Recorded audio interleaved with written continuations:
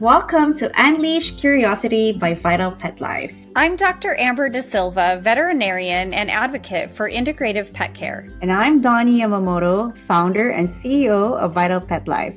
We're so glad you're here. This is a space where curiosity, compassion, and science converge, where we explore the powerful mind-body connection that supports your pet's health and your own. Each week, we'll dive deep into the world of pet wellness, breaking down myths, exploring ingredients, and learning from expert voices across the industry. From nutrition and sustainability to transparency and advocacy, we're here to help you feel more confident, connected, and informed in your care choices. So let's get into it, because when we know better, we do better. This is Unleash Curiosity. I need water. My brain's not working right now. I think I need water. I've got mine here. Well, I have mine. I need to sip. Hang on. Okay, perfect timing, Dr. Amber. It's really hot. And now we're going to talk about hydration, water, and why keeping pets healthy one sip at a time. Right. So we all know water is super important for health, but let's dig a little bit deeper into why that is and things to look for. Yeah. So Dr. Amber, what are the signs to know or to note when your pet is dehydrated? Yeah. So there are a couple of easy things that we can look for in our own pets. This goes for dogs and cats. So looking at the gums and touching the gums. So I'm going to show you here. You touch the gum. They should be nice and smooth and spitty. Your fingers should glide along. So if you touch the gum and your finger sticks to the gum, then that's a sign of dehydration, because with dehydration, they will actually have less saliva. The body produces less saliva because there's less water in the body. And then the other thing is to tent up the skin. So behind the neck of a dog or a cat, you can just kind of pinch up the skin, pull it up. I'm going to show on my hand. You can pull it up like this and watch. And in a properly hydrated dog or cat, that skin should snap right back down. So if you pick it up and it just sticks there for a minute and for even a few seconds, and it takes a few seconds for that skin to snap back, where it doesn't snap back down, it just kind of slowly goes back into. Even fat dogs with loose skin. Yeah. Yep. It's amazing. Yeah. Okay, I'll try that on my guys. Those are two really easy things you can do to see if your pet is dehydrated. Okay. And then when you watch them pee, and there'll be, less urine, of course, and really concentrated. So normal urine should be like a light yellow color. So if you see a dark yellow color and smaller amount, that's a sign of dehydration, because the kidneys are actually making more concentrated urine to save more water, keep more water in the body. And then, of course, as time goes on, if they're more severely dehydrated, you can see excessive panting, lethargy, weakness, vomiting, diarrhea, confusion, kind of disorientation.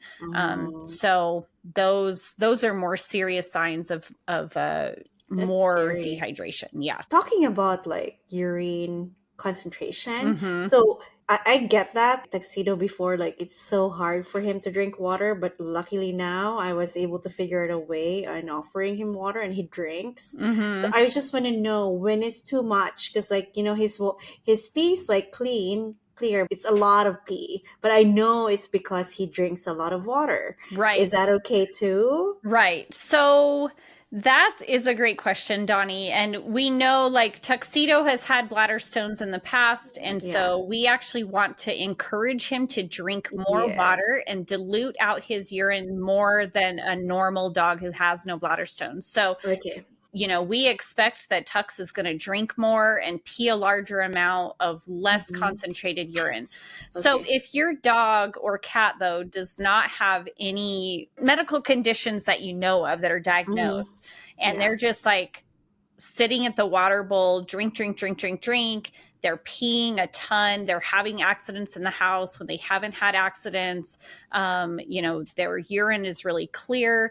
And especially if you see a cat just guzzling water at a bowl, that is completely abnormal. Cats don't have a big thirst drive. So in those situations where it just seems like they're really excessively drinking and it's not hot. They don't seem dehydrated. Yeah. Well, and also, I guess in those situations, you'd want to do that gum test. You'd want to tent up the Uh-huh. skin, but sometimes they can still be dehydrated. Even if they're drinking a ton, they're just peeing it right out. And so I would definitely recommend a visit to the veterinarian, probably start with blood work, Yeah. urinalysis, and see if there's any kind of medical conditions. Wow. Okay, that's good to know. But because I'm really the one like making sure that he drinks water, so I'm just happy. I've never thought that it will come to a point in my life that I will be very happy when I see him pee. Oh, yeah. Like, But oh, yes, good we job. do want him to drink a lot and pee a lot because of Yeah. his history of bladder stones. So it I've is a never win. Yes. Yeah, it's a win. I never thought it would be a joy. Oh my gosh. Oh, okay. So, Dr. Amber, what's the long-term impact with dehydration? Yeah, so kind of chronic low grade dehydration can lead to some electrolyte imbalances. Again, the kidneys do so many jobs, really important in maintaining water balance, electrolyte balance, blood pressure. And so over time, you can see some imbalances if we're not properly hydrated.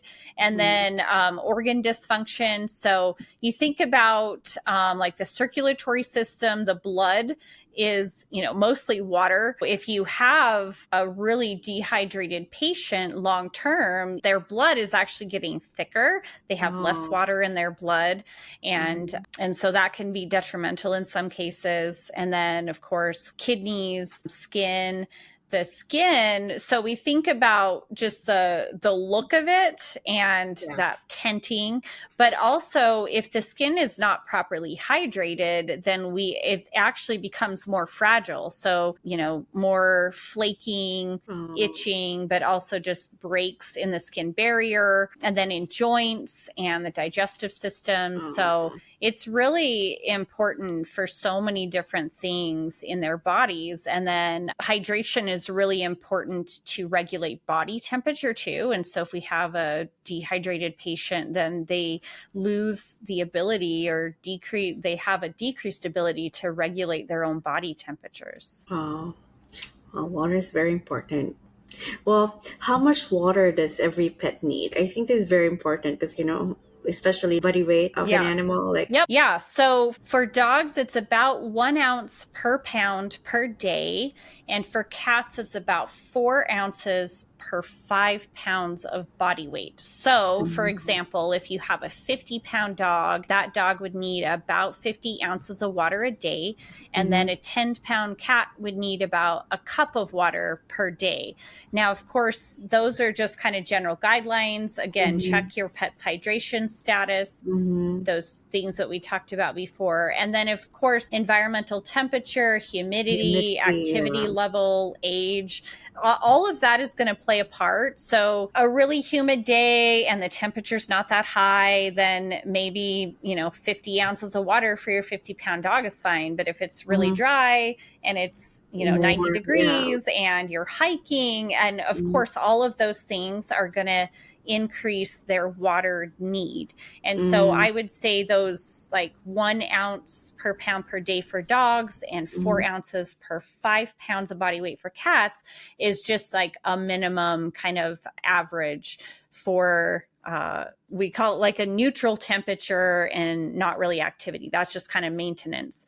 And then we have to think about the food that they eat. Are they eating a dry kibble? Yeah. Are they eating a wet canned food? So, Mhm. of course, the wet food has more water. Mhm. And then are they a dog or a cat? I already mentioned this, but if a cat is sitting at a water bowl drinking, like that's abnormal for a cat. And then cats who are on dry food tend to drink more water than cats that are on wet food because with the wet food we're just providing them more water in their regular diet. So those are all kind of things we have to think about. Yeah.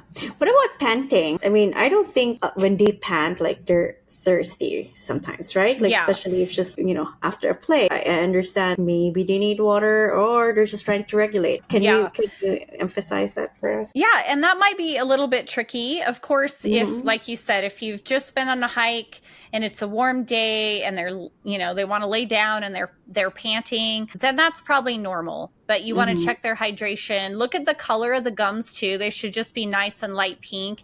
If you Mm-hmm. see like bright red gums and not just panting, but distress, they're Yeah. like, oh my gosh, I'm really fighting for air.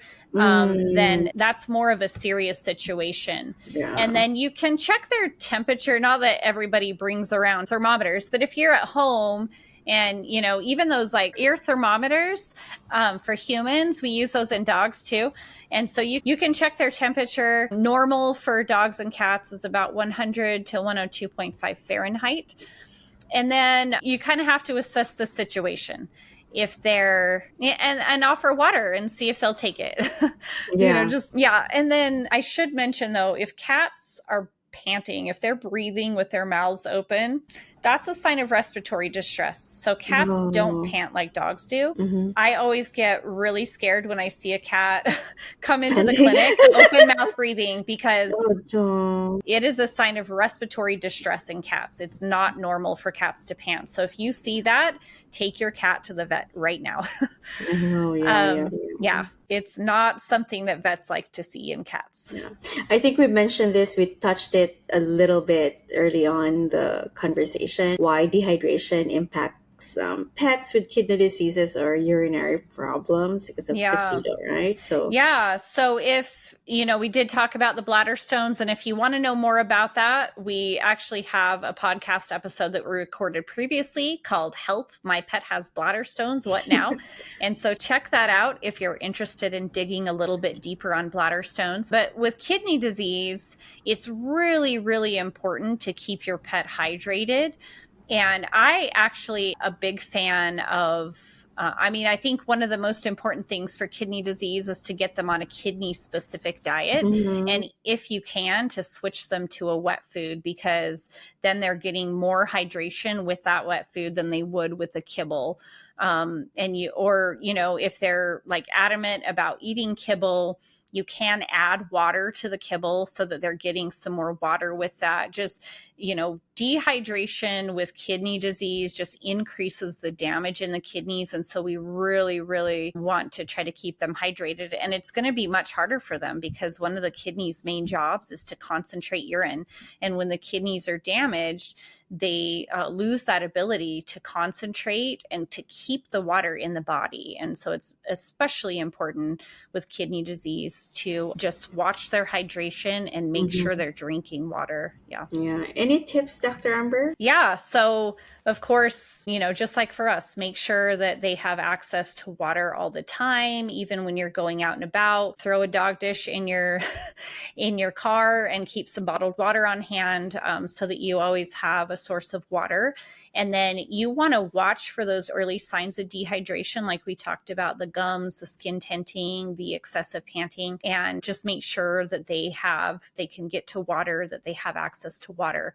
Now, if you see more serious signs of heat stroke, collapse, or very high temperatures, bright red skin or gums, that's an emergency situation that needs to be addressed by a veterinarian. There's a process of cooling them and rehydrating them that needs to be done very carefully so you don't cause even more problems.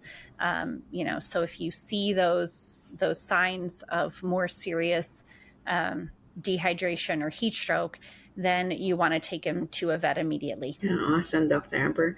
My takeaways of this talk or in this conversation is at least I learned how to find or check out for signs when my pet is dehydrated, and the amount of water that I'm giving my guys. Because again, I just give them as they eat over time and when after a play. But at least I know that for tuxedo he needs 30 ounces a day, and for the little guy Martin, like he needs 20 ounces a day. So I'm pretty good then. Yeah. Yep. Yeah. What about you, Dr. Amber? Do you have any takeaways? Yeah, I think a lot of it is kind of common sense, like what we would do for ourselves to keep hydrated. We want to do that for our pets.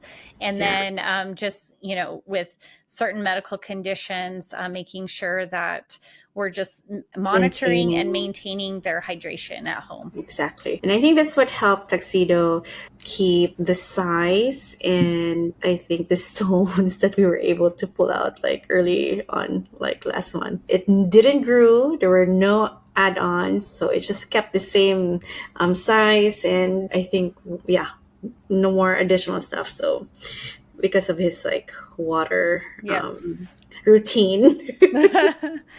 All right. Thank you to everyone who tuned in today. Don't forget to click the follow button so you'll be notified about our new weekly episodes. This is Dr. Amber. Thanks again for listening. We'd love to hear your feedback. Let us know if you have any questions about this episode, and we'll answer them in an upcoming episode. Email us at podcast@vitalpetlife.com.